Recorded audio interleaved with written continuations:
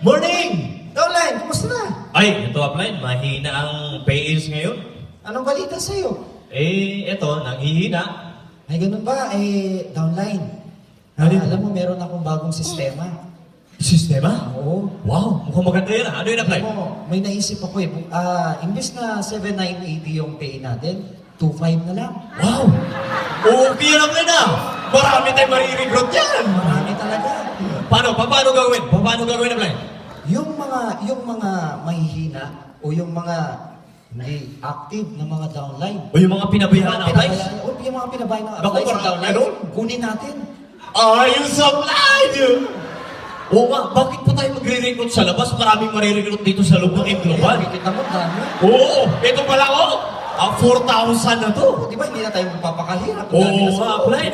Paano ba? Paano ba sistema na? Pero upline, baka masira tayo niyan. Okay lang masira. Basta kumita tayo. Tama, upline. Tama. Ayusin natin yung perfect structure.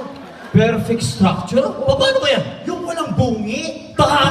Upline, malaking kita yun. Oo naman. Paano? Umpisa na natin. Tara. Recruit na. Sira, upline.